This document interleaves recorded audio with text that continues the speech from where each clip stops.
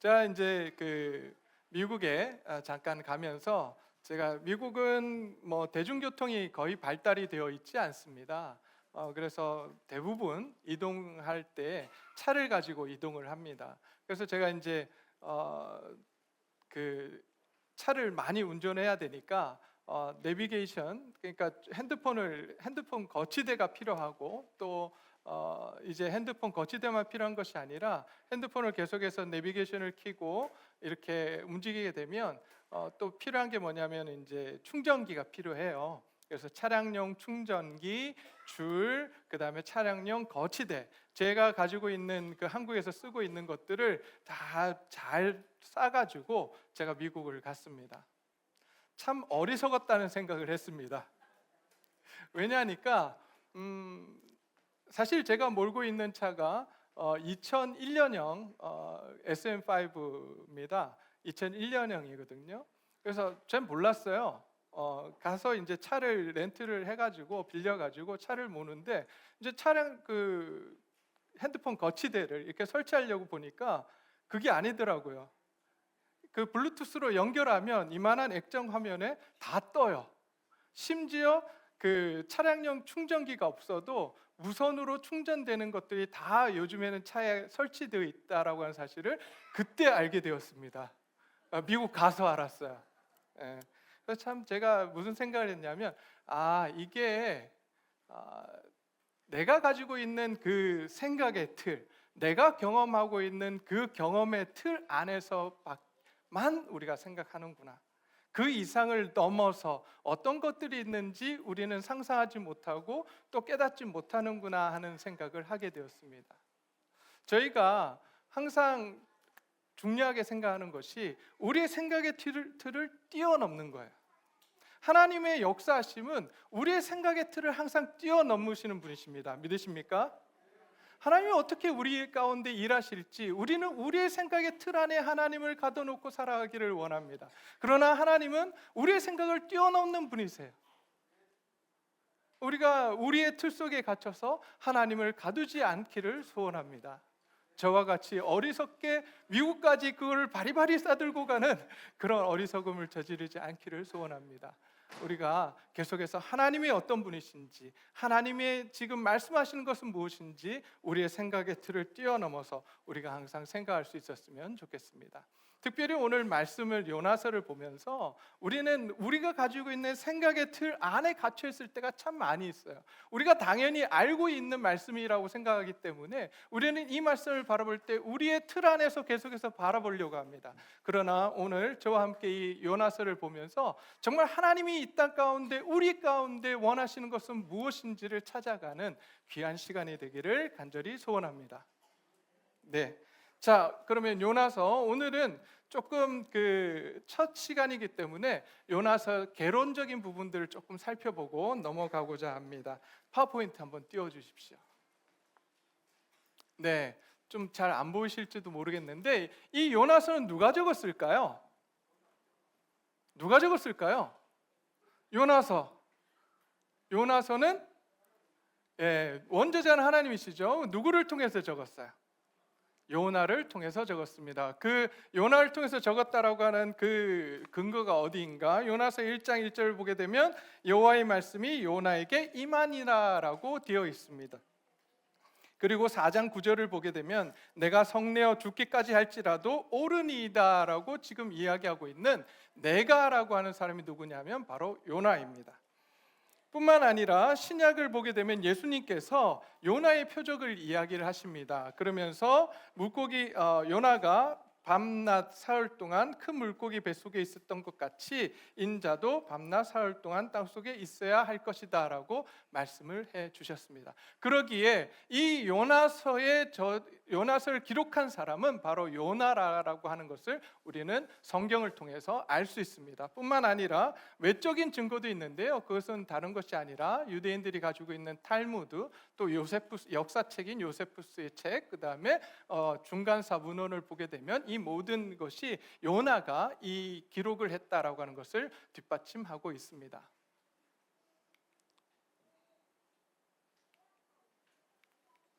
안 넘어가네요. 네.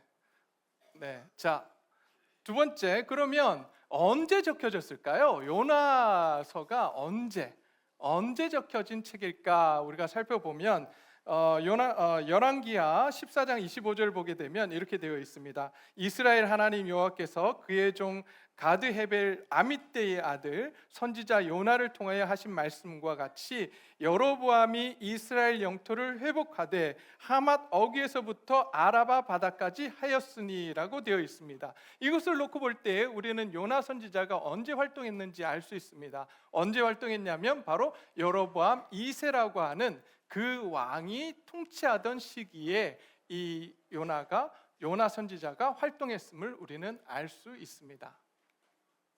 자, 그러면 이 요나 선지자가 누구에게 지금 이 요나의 이 말씀을 전하고 있는 걸까요? 자, 우리가 여기서 조금 헷갈릴 수 있습니다. 잘 들으셔야 합니다. 자, 요나서의 원청중은 누구일까요? 요나가 말씀을 선포합니다. 그 말씀을 선포한 것을 들은 사람들은 누구입니까? 누구죠? 니느웨 사람들이에요. 원청중은 니느웨 사람들입니다. 아수르의 수도인 니느웨에 있는 사람들에게 지금 그 말씀을 지금 전하고 있습니다. 그래서 3장 4절을 가게 되면 요나가 그 성읍에 들어가서 하루 동안 다니며 외쳐 이르되 40일이 지나면 니느웨가 무너지리라 하였더니라고 되어 있습니다. 그러기에 이 원래 하나님의 말씀을 이제 요나가 선포하고 그 말씀을 들은 청중은 누구냐 하면 아수르에 있는 니느웨 사람들이었어요. 그러면 요나서를 읽고 있는 사람들, 이 사람들을 누구라고 우리는 이야기하냐면 원독자라고 이야기합니다.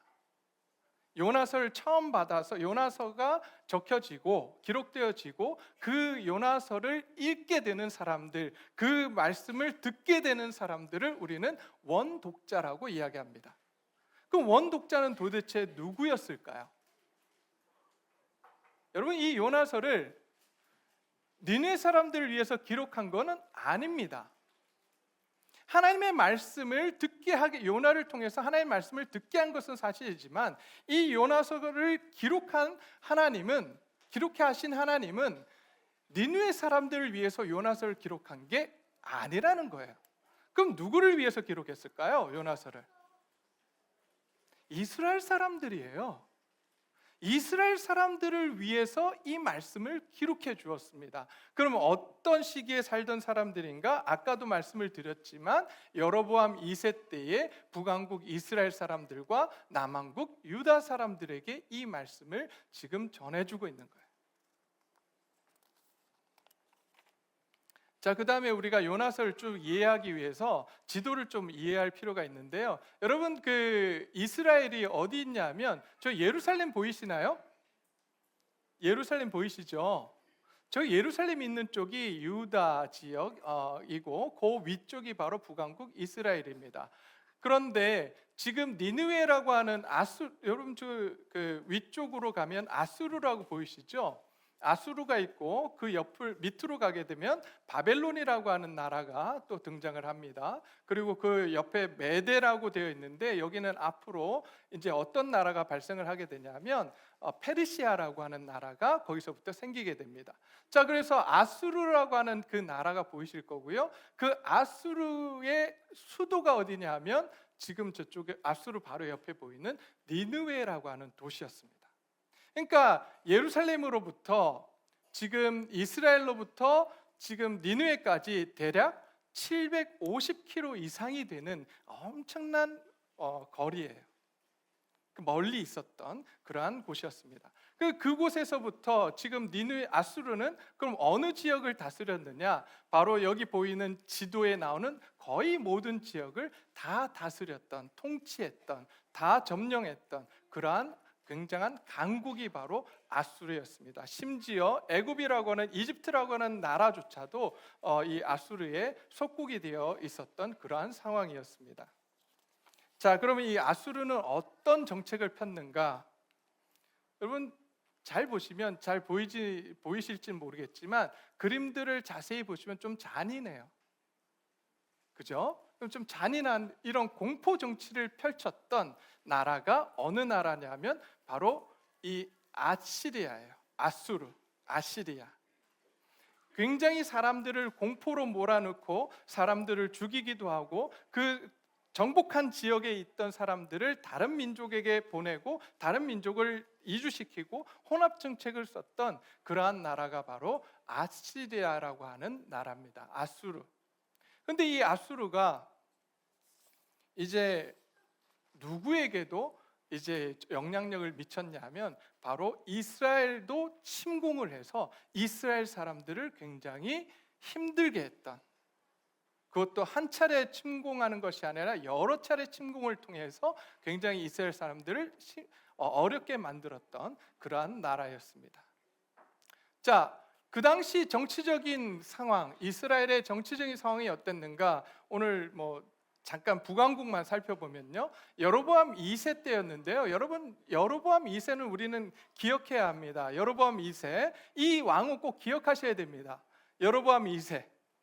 여로보암 왕도 기억하셔야 되고 여로보암 2세도 꼭 기억을 하셔야 되는데, 여로보암은요 왜 기억을 하셔야 되냐면 북왕국 이스라엘의 통일 왕국 말고 분열 왕국이 되어서 남왕국 유다와 북왕국 이스라엘이 되었을 때에 북왕국 이스라엘의 초대 왕이 누구였을까요? 누구요?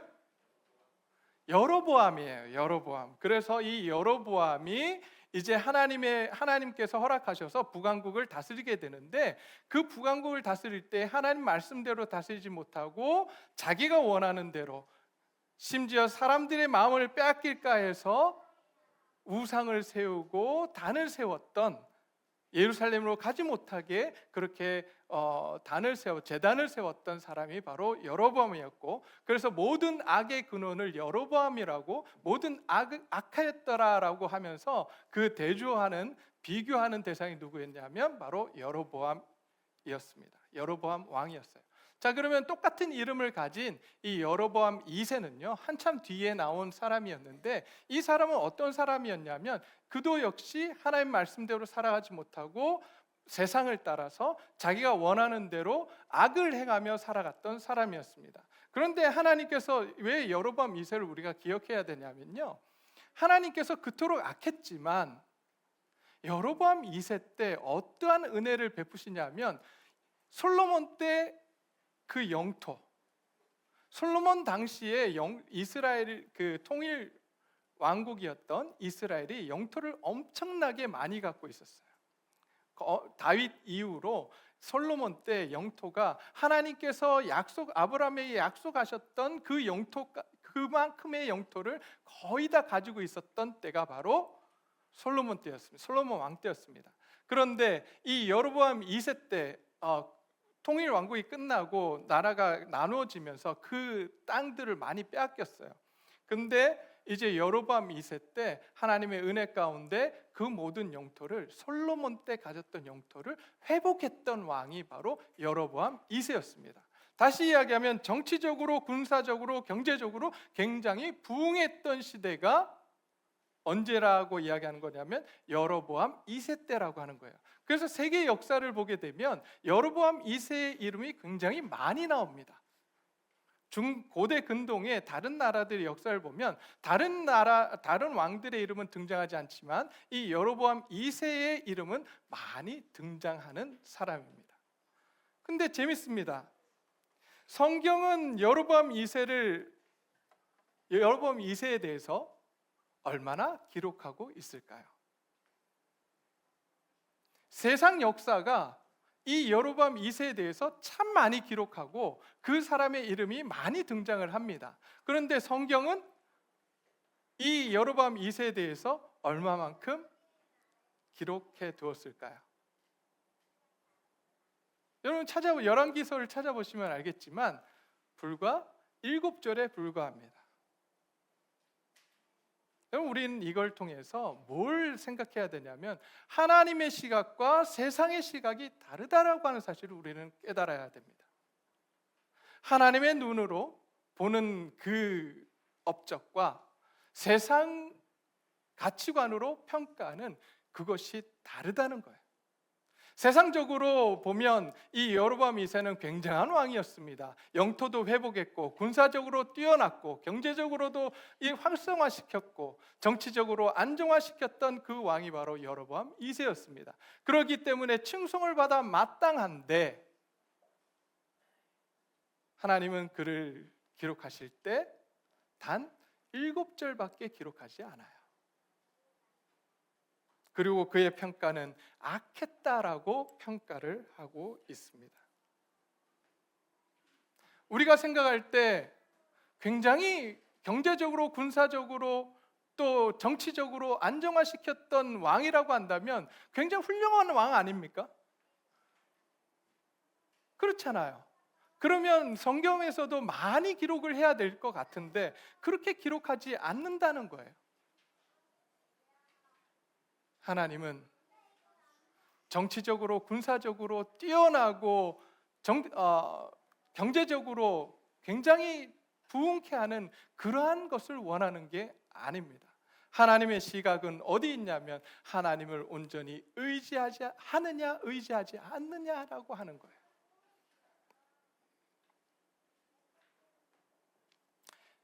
이제 오늘 우리가 본문으로 들어가서 살펴볼 텐데요.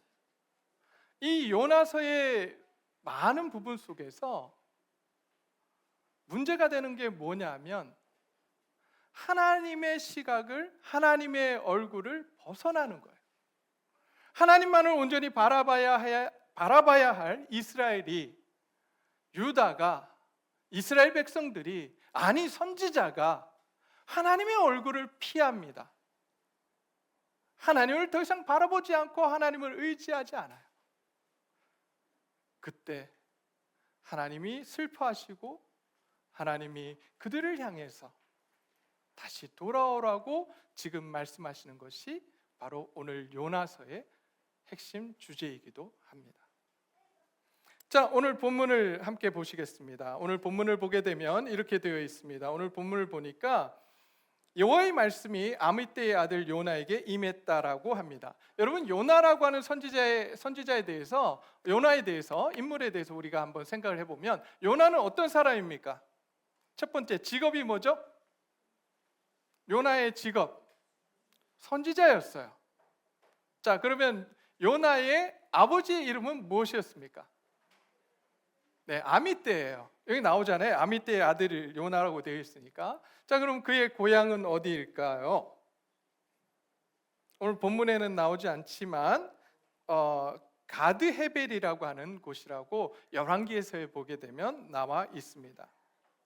자, 그렇게 선지자였던 요나에게 하나님의 말씀이 임합니다. 그리고 하나님께서는 이렇게 말씀하십니다. 너는 일어나 저 큰 성읍 니느웨로 가서 그것을 향하여 외쳐라. 그 악독이 내 앞에 상달되었음이니라 하시니라 라고 말씀을 하십니다.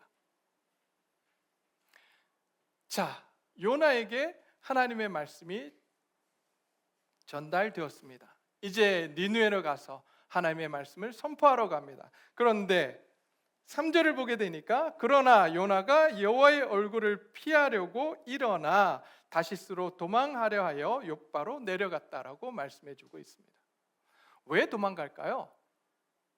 하나님의 선지자, 여러분, 하나님의 선지자라고 하는 것은 하나님께서 택하신 사람이고 하나님께서 그에게 하나님의 말씀을 주시고 순종하라고 하는 그러한 사람이 바로 선지자였습니다. 하나님의 말씀을 대언하는 사람들이었습니다. 그러기에 하나님의 말씀이 선포되어지면 그는 반드시 그것을 따라야 했습니다. 그런데 오늘 본문 말씀을 보게 되면 그러나로 시작합니다. 그러나 그는 가지 않습니다. 니느웨가 아닌 다시스로 갑니다. 정반대 방향으로 가고 있습니다. 왜요? 왜 그랬을까요? 무엇 때문에? 하나님의 선지자인 사람이 왜 하나님의 말씀을 거역했냐라고 하는 거예요.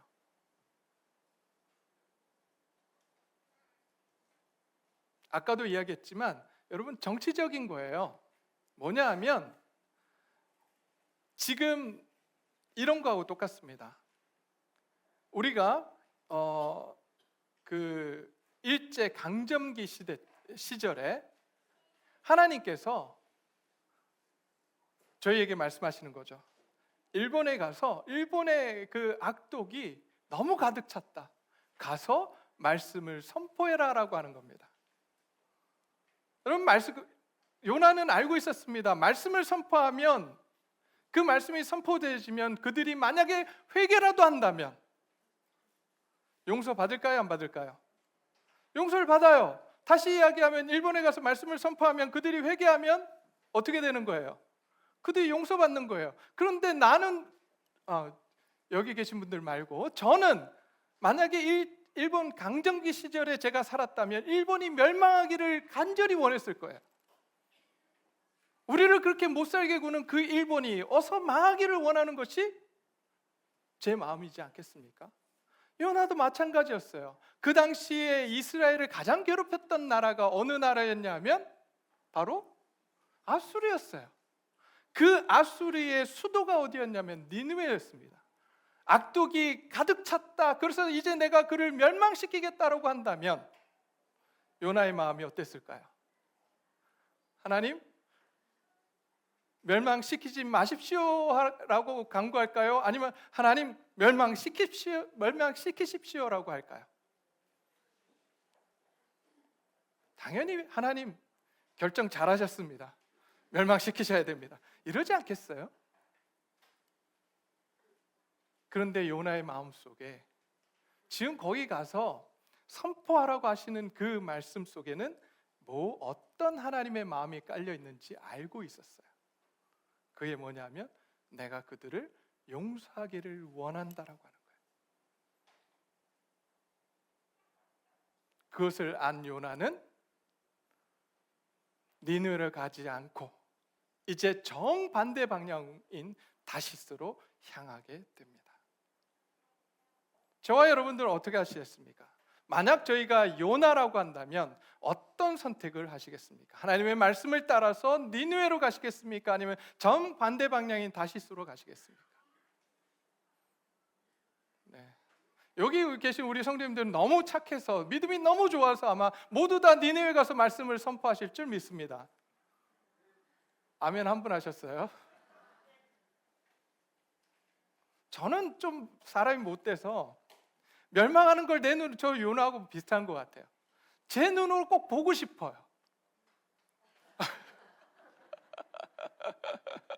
거기서 아멘 하시면 네. 그게 인간이 가지고, 우리가 가지고 있는 마음인 것 같아요. 그래서 요나가 다시스로 갑니다. 하나님의 얼굴을 피하는 삶, 하나님을 피하는 삶을 사는 사람들은 어떤 사람들인가? 바로 하나님의 뜻을 거부하는 사람들. 하나님의 뜻을 알면서도 그것을 받아들이지 못하고 인정하지 못하는 사람들이 바로 하나님의 얼굴을 피하는 사람들입니다. 저와 여러분들은 어떻습니까? 하나님의 말씀을 받고 그 말씀을 내 마음 가운데 새기며 그 말씀대로 살아가려고 노력하십니까? 아니면 말씀은 말씀이고 세상의 삶은 그렇지 않다. 제가 가끔 그런 분들을 만나요. 제가 말씀을 선포하고 내려가서 이야기를 하면 가끔 그런 분들이 있습니다. 목사님이 세상을 몰라서 그래요. 세상 살아보세요.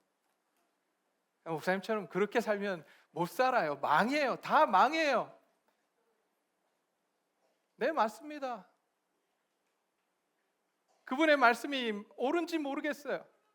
그러나 여러분 기억하셔야 됩니다. 설령 망한다 할지라도 그 망한 자리에서 다시 일으켜 주시고 사업을 일으켜 주시고 우리의 삶을 책임져 주시는 분이 누구십니까?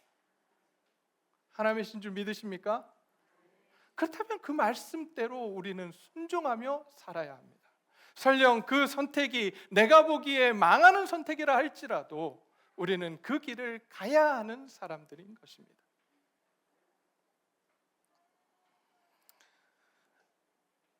하나님의 말씀을, 하나님의 얼굴을 피하는 사람들의 특징이 오늘 본문에 3가지가 나옵니다. 첫 번째, 분별을 못해요.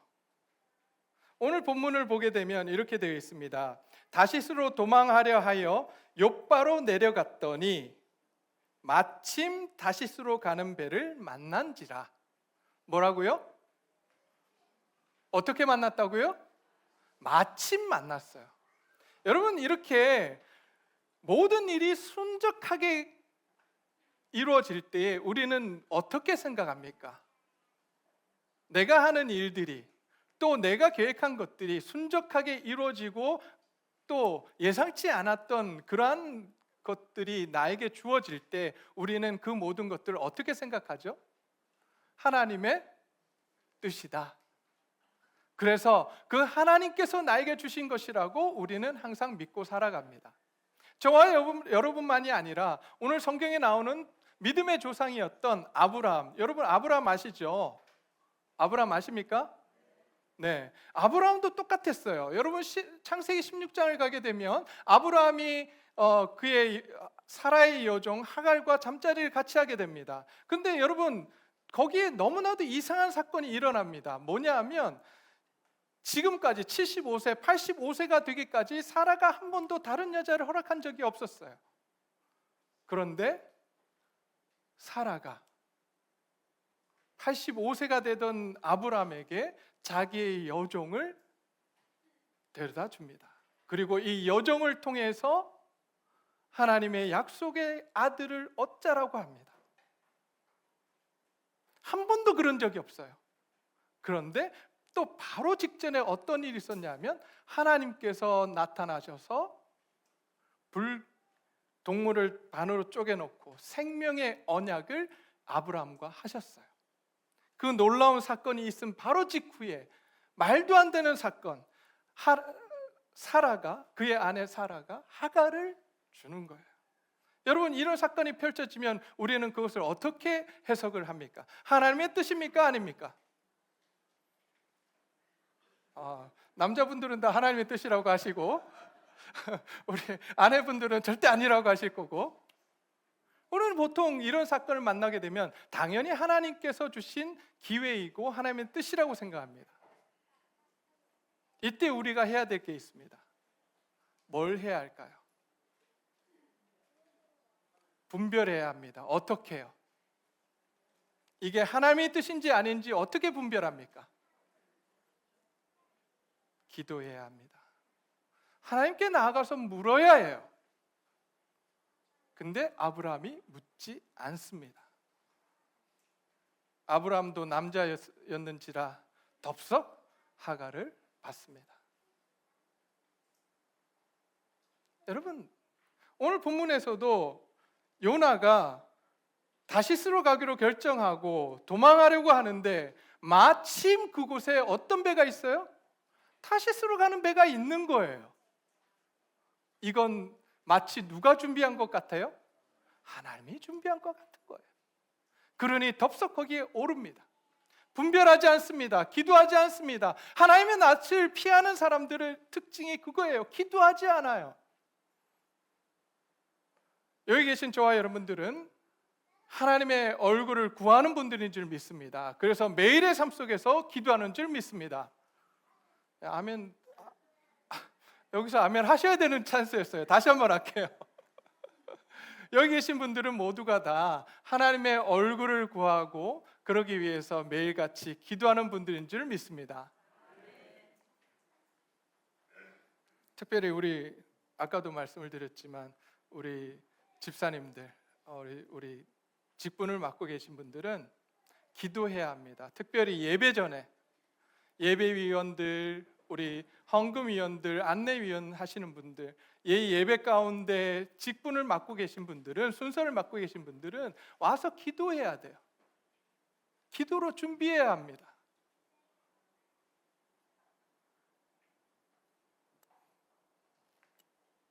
자, 두 번째, 어떤 특징이 있는가? 하나님의 얼굴을 피하는 사람들은 어떤 특징이 있는가 보니까 이 3절 말씀 뒤쪽에 보니까 뭐라고 되어 있냐면 여호와의 얼굴을 피하여 그들과 함께 다시스로 가려고 무엇을 주었어요? 무엇을 주었어요? 뱃삭을 주었다라고 되어 있습니다. 여러분, 뱃삭을 주었다는 건 뭘 주었다는 거예요? 돈을 주었다는 거예요.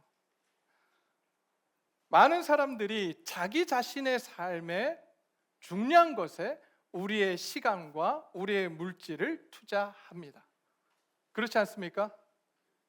여러분은 어디에다가 여러분의 시간을 투자하고 여러분의 물질을 투자하고 계십니까? 어디에 투자하고 계십니까?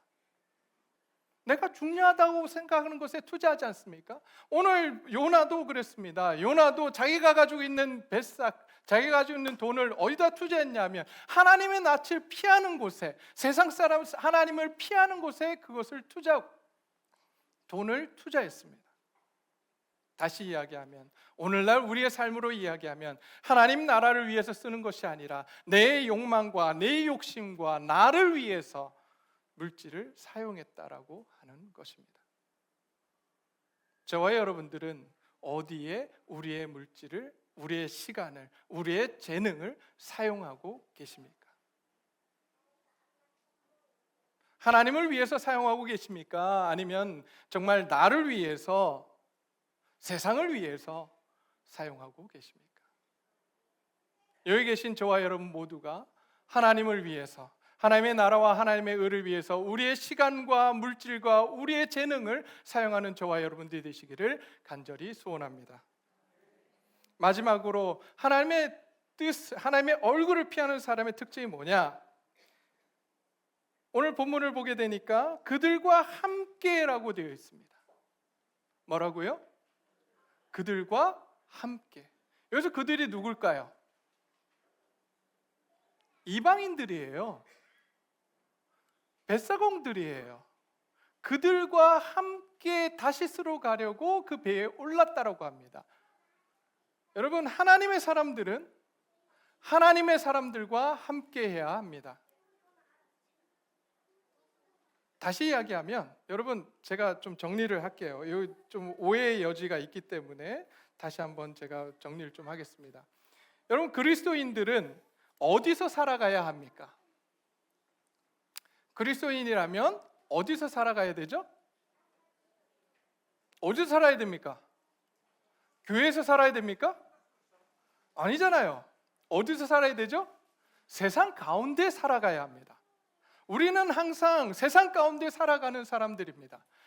세상과 떨어져서 동떨어져서 살아가는 사람들이 아니라 세상 가운데서 살아야 합니다. 세상 가운데서 빛이 되고 소금이 되라고 우리를 세상 가운데 두셨습니다.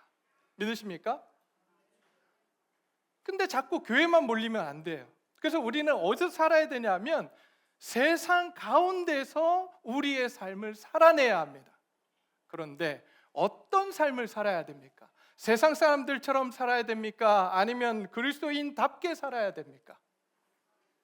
그리스도인답게 세상 가운데서 살아내야 되는 사람들이 바로 그리스도인들입니다. 세상 사람들은 돈이면 다 된다라고 나만을 위해서 살아가지만 하나님의 자녀들, 그리스도인들은 그렇게 살 수 없습니다. 예수님께서 우리를 위해서 십자가에 죽으셨기 때문에, 그 피로 우리를 구원하셨기 때문에, 우리의 주인은 예수 그리스도이시기 때문에 우리는 더 이상 그렇게 살아갈 수 없어요. 그럼 우리는 어떻게 살아야 합니까? 하나님이 원하시는 대로, 주님이 부르시는 대로, 주님이 우리에게 요구하시는 대로 삶을 살아야 되는 것이 그리스도인들입니다. 여러분, 근데 그렇게 살아가는 것이 쉬운가요? 네, 어렵습니다. 다른 사람들이 다 자기 마음대로 살아가고 자기 뜻하는 대로 살아가고 뇌물 주고 성공할 때 우리는 뇌물도 줄 수 없고 우리는 성실하게 일만 해야 되고 남들이 볼 때 바보 같다라고 하는 그 자리를 우리는 지켜야 합니다. 그 삶이 쉽냐고요? 어렵습니다. 그 어려운 삶은 우리를 살아내야 되는데 혼자 사는 것이 힘드니 예수님께서 이 땅 가운데 공동체를 만들어 주셨어요. 그 공동체의 이름이 바로 교회예요. 교회의 머리가 되시고 함께 몸이 되어서 너희가 말씀대로 살아가는 삶을 살아내라고 우리를 부르셨습니다. 그러기에 우리는 누구와 함께 살아가야 되냐면 예수님과 함께, 그리스도인들과 함께 살아야 돼요. 세상 사람들과 함께 어울려 사는 사람들이 아니라 하나님의 나라를 바라보면서 하나님께서 꿈꾸신 그 꿈들을 꾸며 하나님 나라를 꿈꾸며 우리는 하나님의 자녀들과 하나님의 백성들과 함께 살아가야 합니다. 그것이 교회예요. 그것이 바로 소그룹이에요. 저와 여러분들이 그런 삶을 살았으면 좋겠어요. 하나님의 낯을 피해서 다니는 그런 특징을 가진 사람들이 아니라 정말 하나님의 나라를 바라보며 하나님의 얼굴을 구하는 삶, 그리스도인으로서의 삶을 살아가는 저와 여러분이 되시기를 소원합니다. 우리의 삶에서 분별하고 우리의 삶을 투자하는데 어디다 투자해야 되냐면 하나님의 나라를 위해서, 하나님의 의를 위해서 투자하고, 그리고 그리스도인들과 함께 삶을 어울려 살아가는 멋진 하나님의 자녀들, 하나님의 백성들이 되는 저와 여러분들이 되시기를 간절히 소원합니다.